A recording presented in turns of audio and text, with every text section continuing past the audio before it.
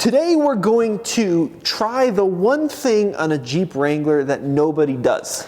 Yeah, and surprisingly enough, it's even something that you haven't done, despite the fact that you're a big Jeep guy. Yeah, that's right. And we're talking about the one feature that people just simply gloss over with these Jeep Wranglers. Now, everybody knows that the doors come off. We'll show you that in this video, and that the tops can be removed. But Case, what are we showing today?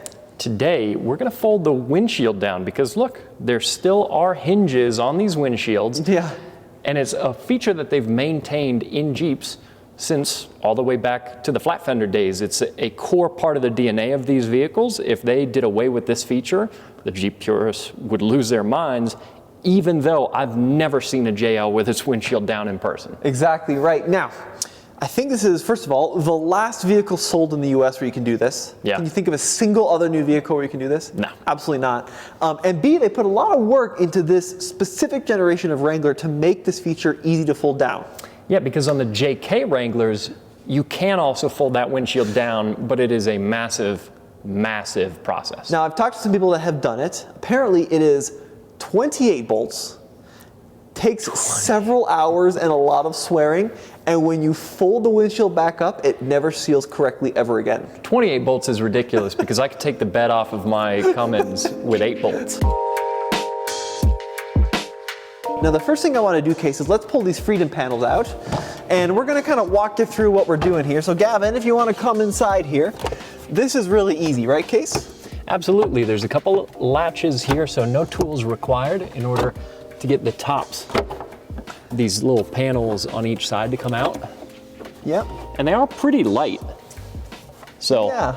I would say they're fairly easy to pick up and move. Driver's side comes out first and the passenger side. And Jeep does give you these handy little bags that you can store these in. All right, so this is the bag. We've got this little foam bit here at the bottom to keep this nice and secure.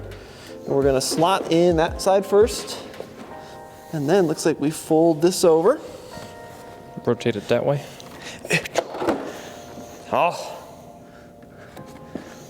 Yes. Case is exactly right. Then you bring up the bottom portion.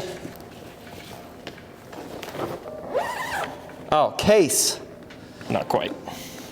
Beauty. Ooh, here we go. Sort of. I don't think we've, well. We did it. Oh, okay. Yeah. There you go. And then look at this, Case. There's even directions here. You are intended to strap it to the area behind the seat. God. Oh yeah. Look at that. Look at the curl. And then if I come on over here, there is this strap that then goes around the headrest like this. Is that their elegant solution? Yeah. Look at that. Oh. You can tighten it up even so it doesn't flop all over. Sort of. And you got yourself a storage solution for your tops. Now recently, you don't need any tools actually to do this. Yeah, and I haven't tried this in person, but Gavin, come check this out. So if you look down here on this latch, there's this pin. Pull the pin.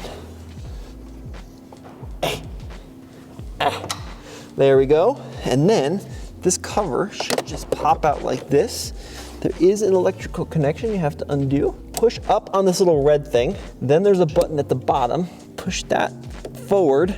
Lift up on the pin. And then, in theory, that comes out. Then you can undo the limiting strap here. That's gonna come out like that. And the Case is just gonna give it a little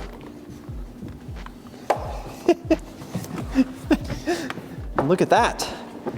And then one door. Case takes that and puts it gingerly on the ground. I can take this pin, can put it right back in place, just like that, so we don't lose it. And then take my little cover here, snap this back into position. And now you're doorless. The only challenge here, to technically keep this legal, you do need a wiper. You do need a mirror here. Mopar sells a kit, but unlike the Ford that has it integrated into the body, you still have to add a mirror to keep it fully legal. The first step to actually fold in the windshield now, Case, is we got to remove these little caps on the windshield wipers. Yes. And It's helpful to make sure the windshield wipers are turned off when you do this. I have heard that. That's a top tip. A pro tip. And then what we can do is we can go ahead and take our 15 millimeter, this is not included with this project, but it's not a big deal. And then you can kind of just pull this one nut that's holding our... Your ratchet's not very ratchety. I know, it's a Husky. Can you believe that? I am surprised by that. Okay, so there goes our nut. And then How is it that we have tools that we use about once a year and they break? I don't know. This ratchet's probably been used a total of 6 times. So our windshield wiper is a little bit stuck on this Jeep, but I've got just a little puller here. And essentially what this is, I don't know where from the depths of the toolbox I grabbed this thing. It's truly shocking because we have a total of 3 tools in this entire office. And we have this thing. That's one of them. But I was reading, especially on the older jails, that they can get kind of stuck. This one's a brand new one, but... Yeah, how many miles are on this? 2,000. And then I'm gonna go ahead and replace the windshield wiper The nut. there. There we go. Nice. So next up, we're gonna go into the Jeep and grab our little toolkit to actually fold the windshield down. Oh, case! Wow. Look at that. Cool. So they actually gave you the 15 mil in the little toolkit to remove the wiper arms. Nice. They don't have the puller in here. We have a Jeep branded ratchet. That's great. And we've got the little Torx bits we need to actually remove the 4 bolts on the header that are gonna keep the windshield up. So here's where our bolts are at. We got one here by the pillar. We got one here underneath the visor. Same thing on this side. So if we move the visor, sorry, Gavin, one there. And then over here, we got one in there as well. So those 4, and it should come right down.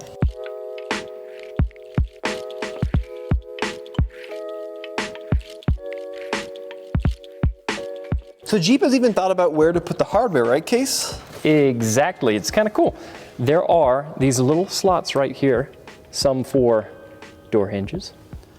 Although I do wonder about this now because you don't actually have to take any hardware off to remove the doors. Yeah, which is interesting. So this might be a carryover from the older model years. Roof. Windshield. Nice. So we're gonna take our 4 windshield bolts. Which is good because as we know, hardware is pretty easy to lose. This is a big moment. This is a big moment. Oh, look at that, Case. Wow. And just like that, the windshield is down, and now our pilgrim duck has a big view of the world. Why is our duck a pilgrim? I don't know. It's that duck I got at the Easter Jeep Safari. What else is cool is that's what these rubber pads on the hood are for. So Yeah. this is what the painted surface of the windshield rests against, which is nice. The old school Jeep has the same thing. There are blocks on the hood that the windshield rests on when you fold it down. Obviously, it's much easier to do this process there. Funny thing about this is look at that. Now our whole camera system is open. So if you're off-roading on a dusty trail, Maybe, I do worry about that a little bit. yeah, maybe, well, it probably wouldn't like it if you put anything over this to kind of protect it in the meantime. Interesting. I'd love to actually know in the comment section below, what do people do about that? Because I know some of these, are a newer addition to the Wrangler. But even still, you can fold the windshield. You can actually see, this is how your antenna hooks up now to your windshield. You can see the little antenna lines. Which is part of the reason that those are very expensive windshields to replace. Exactly. Now, here's the big question, right? This is pretty heavy, but there's still a potential it could flap around. So that's what these little loops are for here in the hood. And Mopar, which is kind of Jeep's accessory division, does sell an accessory, which is like a little hook and strap that keep it tied down. So if you're gonna really drive around, you want that. But Case, I think we should at least take this around the block. Yeah. And see what it's like. I think we should. Funny enough, sitting here in the driver's seat right now, it doesn't improve your visibility over the front end. It does it not? No. Okay. So Case, I can kind of see what you mean about the forward visibility. Yeah, so before you could kind of see over the hood, over the fender, and our visibility out the front is pretty good. I'd say it's decent in these Jeeps. But now there's the bar all the way across that kind of limits our visibility further in an already pretty short, squatted windshield area. So yeah, the visibility of it isn't fantastic. I mean, it is a really weird experience driving around in any car where you could just reach through where glass should be. Yes. So to Jeep's credit, like, this is a very, very unique process and experience that, I mean, I don't think anything else offers. But let's compare this process to what it's like in our flat fender Jeeps. Which is very easy. And Gavin can include some footage now, but basically it's 2 latches. Yep, 2 latches at the bottom of the windshield. It tilts forward, and it doesn't really decrease your visibility any because it's a perfectly flat surface, so it just kind of pancakes over the top of the hood and doesn't present any issues. We are getting a breeze rolling in. Real nice breeze. It's very breezy. Very breezy, yeah. And of course, with the flat fender Jeep, you don't have any rollover protection at all.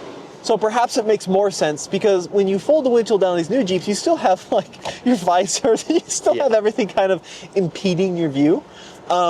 Would you do this, you think, Case, on like a regular basis if you own this Jeep? No, I wouldn't even do it on a trail because of that camera system that's at the top of the windshield.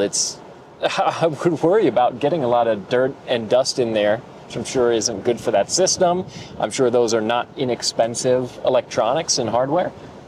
So, no, probably not. Not even on trail. Because if I'm on a trail, I also want to maximize my visibility over the front end. And I just can't see past like the upkick on the actual header bar there. Yeah. I mean, this is a feature I don't think is going to last into the new generation of Wrangler. No, which is a little bit of a bummer.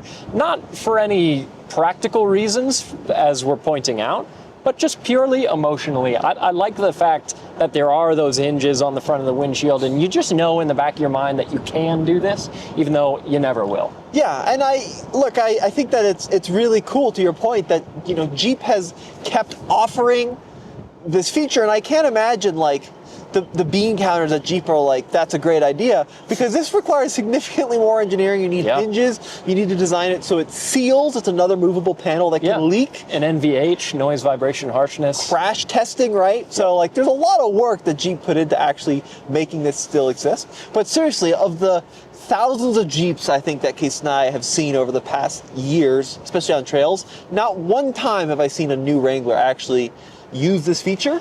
Yeah. And now I can kind of see why. Like, I'm really glad it exists, but it's not really actually that practical. No, so I think a lot of people out there probably wouldn't be heartbroken if they did away with this feature. I wouldn't go as far as to say I would be heartbroken, especially because it would just be a little bit of a bummer, but especially because this is not legal on the street in Colorado. Yes, so it depends on the state. Some states you can get away with it if you're wearing sunglasses. Yes. I do believe in Colorado you are required to have a windshield on the road. Yes, but right now we're in Mexico. That's right. We're not in Colorado anymore. So I think in Mexico it's probably fine. Probably. But I'm glad we did it, and I'm glad I said that, you know, it's something I've done. It also looks a little goofy when we have our roof and rear doors on. Yeah. You know, a little bit. A little bit weird.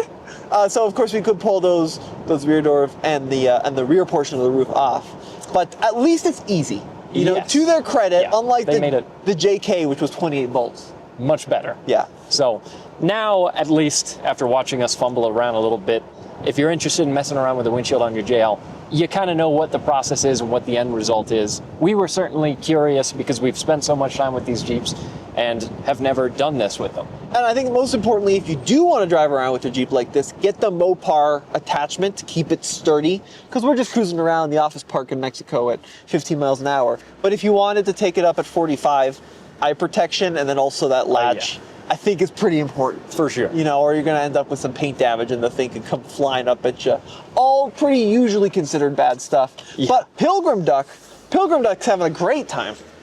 Look at him. He's over there. He's got fresh air. His Pilgrim hat's getting all windswept. I mean, he's looking cooler than I've ever seen him. Yep. Wind through the hair. All right, guys.